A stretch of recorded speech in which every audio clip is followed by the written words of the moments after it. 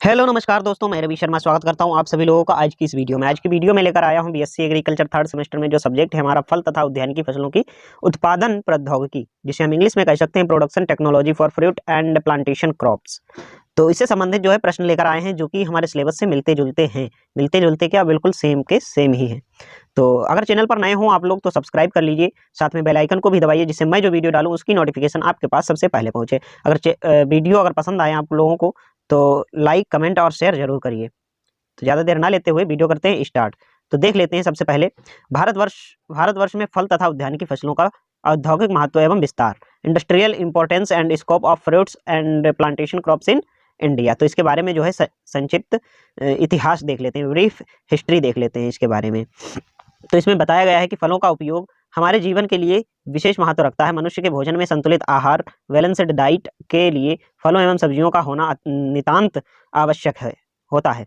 यह सर्वविदित है कि फलों में सभी प्रकार के पोषक पदार्थ पाए जाते हैं, जैसे विटामिन और तथा लवण पदार्थ, मिनरल साल्ट्स इत्यादि। बहुत से फलों जैसे पपीता, अमरूद, नींबू प्रजाति के फल इत्यादि में आश्लेषी पेक्टिन अधिक मात्रा में पाया जाता है, जो कि पेट को साफ रखने तथा अंतड़ियों की क्रियाओं को बढ़ाने में मदद करता है।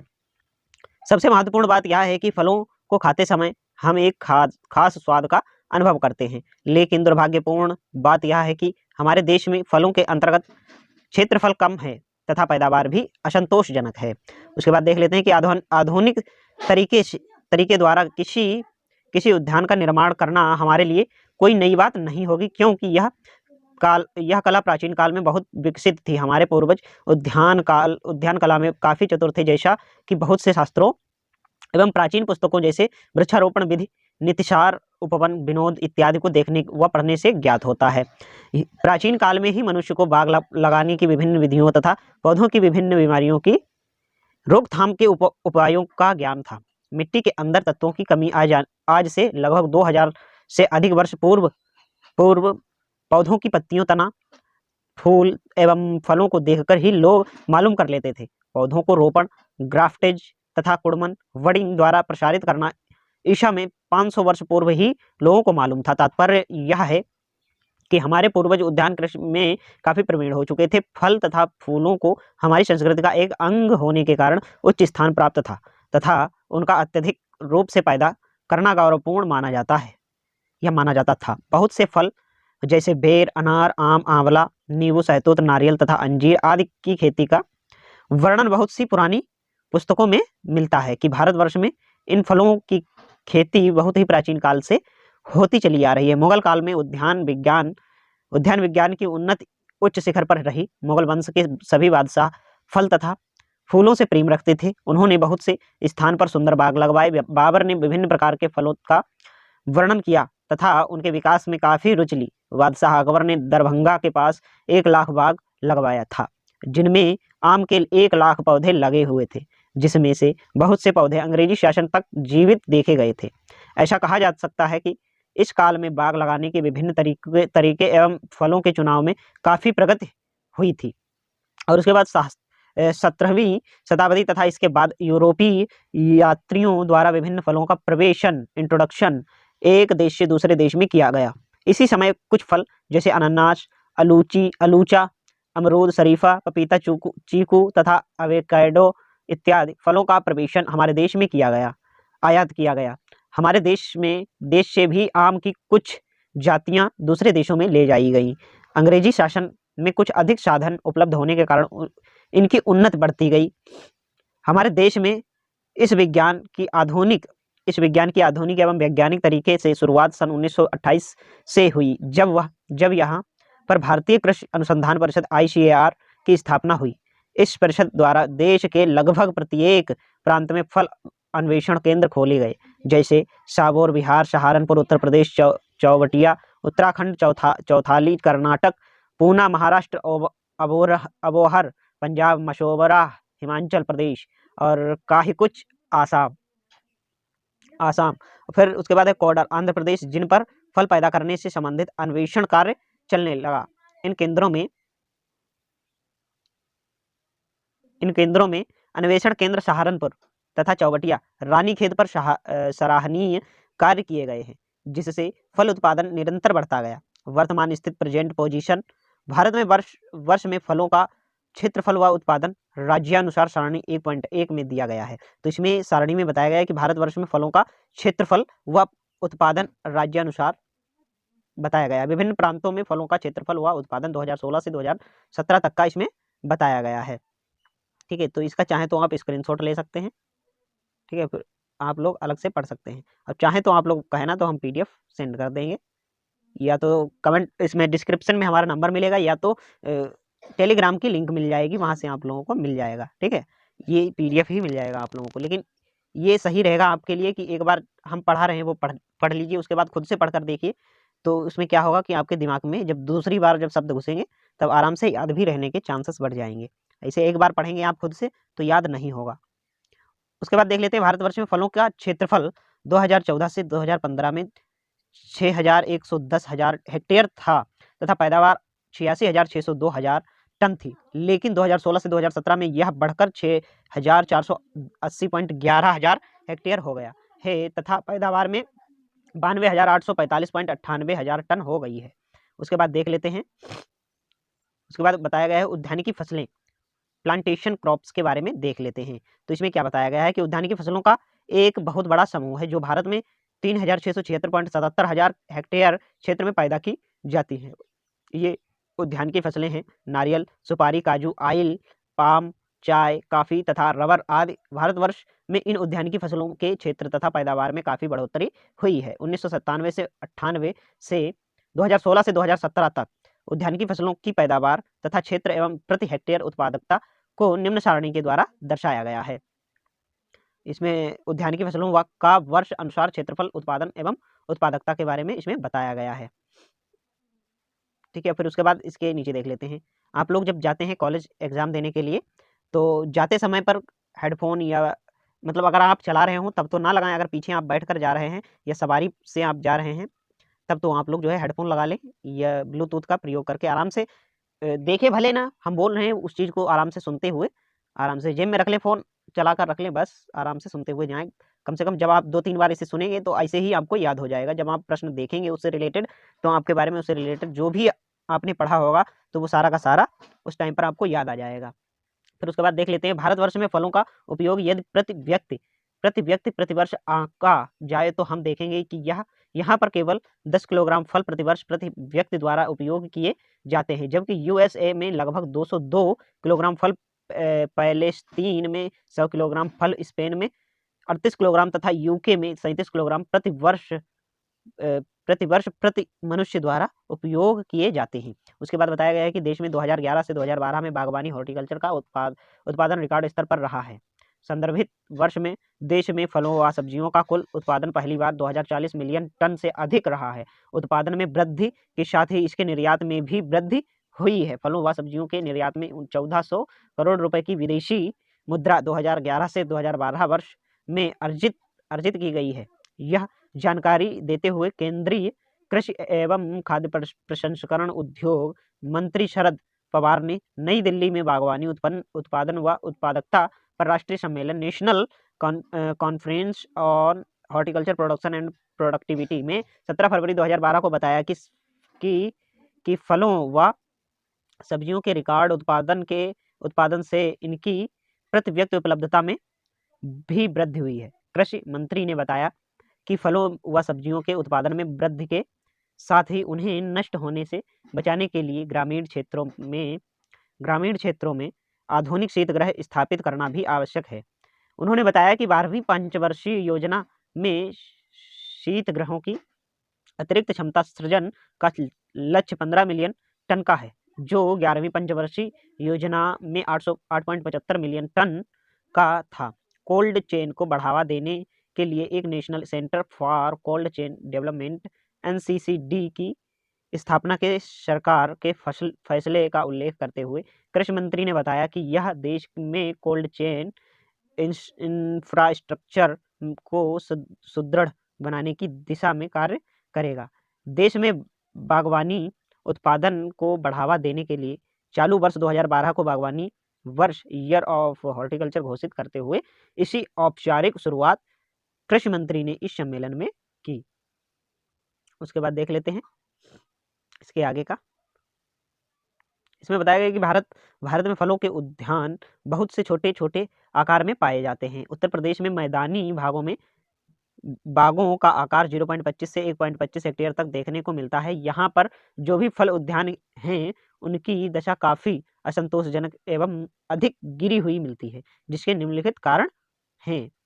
इसमें प्रश्न भी बन सकता है कि असंतोषजनक एवं अधिक गिरी हुई क्यों मिलती है। ठीक है, तो इसमें बताया गया है कि बागों का अधिक घने रूप में होना, ओवर क्राउडेड ऑर्चार्ड्स। तो इसमें क्या बताया गया है कि बागों में फल वृक्ष बिना किसी रोपण पद्धति के इधर उधर फैलाकर कम फासले पर लगा दिए जाते हैं, इससे कि वे एक कौतुकालय म्यूजियम का दृश्य उत्पन्न करते हैं। घटिया किस्म की प्रजातियों के पौधों को लगाना, प्लांटेशन ऑफ इफेरियर वेराइटीज। भारत में फल उद्यानों में घटिया किस्म की प्रजातियों का प्रयोग किया जाता है। अधिकतर पौधे बीजू किस्म के लगाए जाते हैं। खाद्य की उचित व्यवस्था न होना, इंसुफिशियंट मैन्यूरिंग। यहाँ पर फल वाले पौधों को जिस समय लगाया जाता है उस समय तो थोड़ी मात्रा में खाद का उपयोग किया जाता है, परंतु उसके उपरांत उनमें किसी भी प्रकार की खाद नहीं दी जाती है, जिससे पौधों का स्वास्थ्य खराब हो जाता है। समय से इसमें वानस्पतिक वृद्धि नहीं होती है, फलस्वरूप उनकी उत्पत्ति काफी गिर जाती है। उसके बाद बताया गया है कि चौथा क्या बताया गया है कि जुताई एवं सिंचाई कम मात्रा में देना, पुअर कल्टीवेशन एंड इरिगेशन। फल वृक्षों में जुताई एवं सिंचाई का कोई विशेष ध्यान नहीं रखा जाता है, जिससे उद्यान में खरपतवारों एवं जंगली झाड़ियों का वृद्धि अधिक हो जाती है। अधिकतर पौधे वर्षा के पानी पर ही आश्रित रहते हैं। समय पर पानी न मिलने के कारण अधिकतर फल जमीन पर गिर जाते हैं, उनकी किस्म खराब हो जाती है तथा फल वृक्ष रोगग्रस्त से दिखलाई देने लगते हैं। फल वृक्षों में कृंतन का अभाव, प्रूनिंग प्रैक्टिसेस और टोटली नेग्लेक्टेड। फल वृक्षों की कृंतन न करने से उनकी शाखाएं इधर उधर फैलकर एक दूसरे पर चढ़ जाती हैं। पौधे अधिक घने हो जाते हैं, जिससे वायु और प्रकाश पौधों में ठीक रूप से प्रवेश नहीं कर पाते। अधिक पुरानी सूखी या मरी हुई तथा रोगग्रस्त शाखाओं को न काटने से फल वृक्ष अधिक भयावने प्रतीत होने लगते हैं, उनकी दशा गंभीर हो जाती है। फलतः पैदावार बहुत कम हो जाती है। बाग में अधिकतर पुराने पेड़ों को लगे रहने दिया जाता है, उनके स्थान पर नए फल वृक्ष नहीं लगाए जाते हैं। इस प्रकार के वृक्ष थोड़ी मात्रा में फल पैदा करके जमीन को व्यर्थ में ही घेरे रहते हैं। और उसके बाद बताया गया है कि फलों की कृषि को बढ़ाने की आवश्यकता, कि फलों की कृषि को बढ़ाने की आवश्यकता जो है क्यों पड़ी या कैसे हुई। Necessity of improvement. तो इसमें क्या बताया गया है, फलों की निम्नलिखित महत्ता को देखते हुए यह आवश्यक है कि फलोत्पादन को आर्थिक अधिक बढ़ावा मिलना चाहिए। तो इसमें क्या बताया गया है कि भोजनात्मक महत्व, फूड वैल्यू। यह बिल्कुल निश्चित है कि मनुष्य केवल अनाज वाली फसलों पर ही आधारित नहीं रह सकता, उसको भोजन के साथ फल तथा सब्जियों को की भी आवश्यकता महसूस होती है। फल एक संरक्षित पदार्थ, प्रोटेक्टिव फूड है, जो मनुष्य के शरीर की रक्षा बहुत सी बीमारियों से करता है। एक भोजन विशेषज्ञ के अनुसार मनुष्य को प्रतिदिन अनाज, दाल, दूध, सब्जी तथा अंडे के अतिरिक्त लगभग 120 से 140 ग्राम फलों का उपयोग करना चाहिए। फलों के अंदर विटामिन, खनिजांश, पैक्टिन, सेल्यूलोज पर्याप्त मात्रा में पाए जाते हैं, जो शरीर की वृद्धि तथा स्वास्थ्य के लिए बहुत बहुत ही आवश्यक समझा जाता है। उसके बाद विटामिन के बारे में क्या बताया गया है ये देख लेते हैं। विटामिन के बारे में बताया गया है कि विटामिन आ में बताया गया है। विटामिन ए के बारे में क्या बताया गया है, कैरोटीन के बारे में क्या बताया गया है कि मनुष्य के शरीर में विटामिन ए की कमी से शरीर की बढ़वार रुक जाती है। विटामिन ए की कमी से क्या होता है, शरीर की बढ़वार रुक जाती है, प्रजनन संबंधी परेशानी हो जाती है, चर्म रोग, आंखों से कम दिखाई देना, नाइट ब्लाइंडनेस, दांतों में खराबी तथा शरीर शीघ्र रोगग्रस्त होने वाला हो जाता है। यह विटामिन बहुत से फलों जैसे आम, पपीता, परसिमोन, कटहल तथा खजूर इत्यादि में प्रचुर मात्रा में पाया जाता है। फिर उसके बाद विटामिन B1 के बारे में क्या बताया गया है, थाइअमाइन में क्या बताया गया है कि शरीर में इस विटामिन की कमी के कारण बेरी नामक रोग, हृदय का बढ़ना, शक्ति की कमी, भूख कम लगना, वजन का कम हो जाना, शरीर के ताप में गिरावट इत्यादि रोग पैदा हो जाते हैं। विटामिन काजू, अखरोट, बादाम, खुबानी, केला, सेब, अलूचा इत्यादि में अधिकांश रूप में पाया जाता है। उसके बाद विटामिन B2 के बारे में क्या बताया गया है, राइबोफ्लेविन। इसमें बताया गया है कि यह विटामिन शरीर की वृद्धि एवं त्वचा की संरचना के लिए बहुत आवश्यक होता है। इसके अभाव से भूख कम लगने लगती है, वजन कम हो जाता है, नाक में सूजन आने लगती है, गला खट्टा हो जाता है इत्यादि बीमारियां पैदा होने लगती हैं। यह काजू, बेल, लीची, पपीता, अनानास तथा अनार इत्यादि में बहुतायत में पाया जाता है। विटामिन सी, एस्कॉर्बिक एसिड में क्या बताया गया है कि विटामिन सी की कमी से स्कर्वी रोग पैदा हो जाता है, जिससे शरीर के जोड़ों में दर्द, अंगों में सूजन, मसूड़ों से खून आना, दांतों में सड़न इत्यादि कमियां आ जाती हैं। यह विटामिन अमरूद, आंवला, नींबू प्रजाति के फल, बेल, आम, बेर, पपीता में अधिक मात्रा में, चीकू, अंजीर, अनार, जामुन, शरीफा इत्यादि के मध्यम रूप से तथा केला, कटहल, यूरोपियन अंगूर, नाशपाती में कम मात्रा में उपलब्ध रहती है। उसके बाद खनिजांश मिनरल्स में क्या बताया गया है कि कैल्शियम, फास्फोरस तथा लोहा भी फलों में पाया जाता है, जो कि मनुष्य के स्वास्थ्य एवं शरीर के लिए आवश्यक होता है। कैल्शियम के बारे में क्या बताया गया है कि कैल्शियम की कमी से सूखा रोग, मंदबुद्धि तथा मनुष्य में चिड़चिड़ापन आ जाता है। इसकी उपस्थिति में लोहे की कमी पूर्ण हो जाती है, जिससे लोहे की बचत होती है। यह बहुत से फलों एवं सब्जियों में प्रचुरता से पाया जाता है, जैसे अखरोट, करौंदा, कैथ, बादाम, लीची, सहजन, मूली आदि में अत्यधिक मात्रा में उपलब्ध रहता है। लोहा में क्या बताया गया है कि लोहा रक्त कणिकाओं का विशेष अंग होता है। यह अच्छा ऑक्सीजन संवाहक का कार्य करता है। फलों की तुलना में यह हरी सब्जियों में अधिक मात्रा में पाया जाता है, जैसे अखरोट, खजूर, करौंदा, कच्चा आम, बादाम, लेमन, फालसा, इमली, काजू, पालक, मेथी, चौलाई, बथुआ इत्यादि में अधिक मात्रा में पाया जाता है। फास्फोरस में क्या बताया गया है कि हड्डियों एवं उत्तकों की कोशिकाओं के गुणन व उचित द्रव अंश के निशारण के लिए उपयोगी होता है। यह बहुत से फसलों एवं सब्जियों जैसे कैथ, बादाम, अखरोट, काजू, खजूर, अंगूर, गाजर, आलू, टमाटर, फूलगोभी, पालक इत्यादि में प्रचुर मात्रा में पाया जाता है। कार्बोहाइड्रेट, चर्बी तथा protein. Carbohydrates, fats and proteins. Carbohydrate तथा चर्बी मनुष्य के शरीर को शक्ति प्रदान करती है। साथ ही साथ प्रोटीन भी शरीर की उक्तियों को बनाने में मदद करती है तथा शक्ति देती है। चर्बी नोट्स तथा एवोकाडो में पर्याप्त मात्रा में उपस्थित होती है। काजू में 46.9% चर्बी तथा 21.2% प्रोटीन पाई जाती है। पैक्टिन एंड सेलुलोज के बारे में देख लेते हैं। विटामिन तथा खनिजांश इत्यादि के अतिरिक्त अधिकतर फलों में ये दोनों वस्तुएं पर्याप्त मात्रा में पाई जाती हैं, जो कि शरीर में विभिन्न अनियमितताओं को नहीं होने देती हैं। और उसके बाद दूसरा बताया गया है कि प्रति हेक्टेयर फलों की अधिक पैदावार होती है। Per hectare yield of fruits is very high. फल संसार के प्रत्येक भाग में पैदा किए जाते हैं, क्योंकि ये स्वादिष्ट होते हैं एवं पोषक पदार्थों को प्रदान करते हैं। इसके साथ ही इनकी उपज प्रति इकाई क्षेत्रफल अधिक होती है, जो कि भारत की अन्य समस्या को सुलझाने में मदद कर सकती है। उदाहरण के लिए अन्य फसलों की पैदावार फलों की अपेक्षा कम होती है। औसत रूप से गेहूं की पैदावार 40 कुंटल प्रति हेक्टेयर, चावल की पैदावार 50 कुंटल प्रति हेक्टेयर, जबकि केले की पैदावार 125 कुंटल प्रति हेक्टेयर, आम, पपीता, अनानास और कटहल की पैदावार इससे भी अधिक होती है। और इसमें तीसरा बताया गया है कि फल प्रति इकाई क्षेत्रफल अधिक कैलोरीज देते हैं। तो इसमें क्या बताया गया है कि fruits give more calories per unit area. तो इसमें क्या बताया गया है कि एक अमेरिकन विशेषज्ञ के अनुसार प्रत्येक मनुष्य को लगभग खाने 14 लाख कैलोरीज की प्रतिवर्ष आवश्यकता होती है। तो इस आवश्यकता को पूर्ण करने के लिए प्रत्येक को 0.58 हेक्टेयर गेहूं या 0.36 हेक्टेयर केला या 0.02 हेक्टेयर पपीता पैदा करना चाहिए।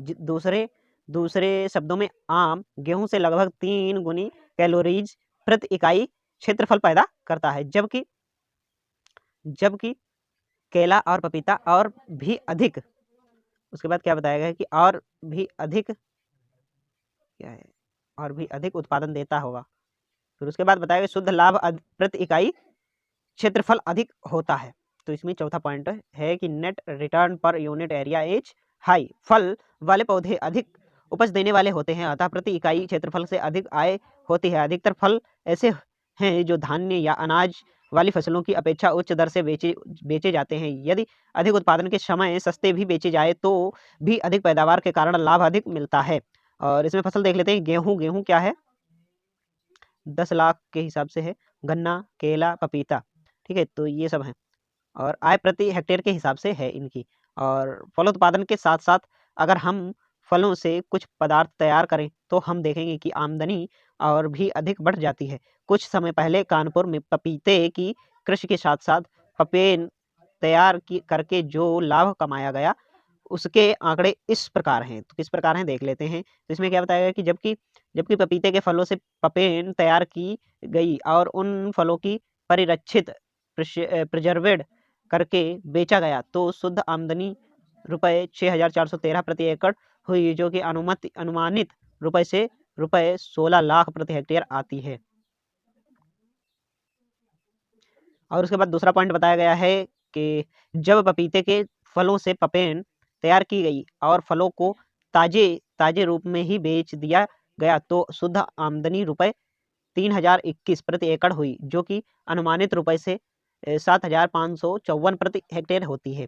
और तीसरा पॉइंट क्या बताया गया कि फलों से जब पपेन तैयार नहीं की गई तब तथा उनको ताजे रूप में ही बाजार में बेच दिया गया उस समय शुद्ध लाभ रुपये 2,522 प्रति एकड़ हुआ, जो अनुमानित रुपये से 6,300 रुपये प्रति हेक्टेयर होता है। और उसके बाद पांचवा पॉइंट बताया गया है कि फल वाले पौधों से ईंधन, लकड़ी, तेल, गोंद तथा दवाइयाँ प्राप्त होती हैं। Fuel, wood, oil, gum and medicinal value. उत्पादन में फलों की प्राप्ति के साथ जलाने एवं फर्नीचर बनाने हेतु लकड़ी प्राप्त होती है। बहुत से फल वाले पौधे, आंवला, नारियल इत्यादि ऐसे हैं जिनसे सुगंधित तेल तैयार किया जाता है। इन वस्तुओं के अतिरिक्त फल वाले पौधों से गोंद भी प्राप्त होता है तथा बहुत से फल जैसे अंजीर, बेल, नींबू प्रजाति के फल दवाई के रूप में भी प्रयोग किए जाते हैं। उसके बाद 6वां पॉइंट क्या बताया गया है कि बेकारी की समस्या को दूर करने में सहायता मिल सकती है। It my solve unemployment problem. तो इसमें क्या बताया गया है कि धान्य वाली फसलों की अपेक्षा इसमें मजदूरों की अधिक आवश्यकता होती है तथा पूरे वर्ष कुछ न कुछ कार्य फल उद्यान में चलता रहता है। इससे मजदूर अधिक समय कार्यरत रहते हैं। फल परिरक्षण फैक्ट्रीज की स्थापना से मजदूरों की और भी अधिक मात्रा में खपत हो सकती है। मनोरंजनात्मक महत्व, रिक्रिएशनल इम्पोर्टेंस। दिन भर के कठिन परिश्रम के उपरांत मनुष्यों को मनोरंजन की आवश्यकता होती है।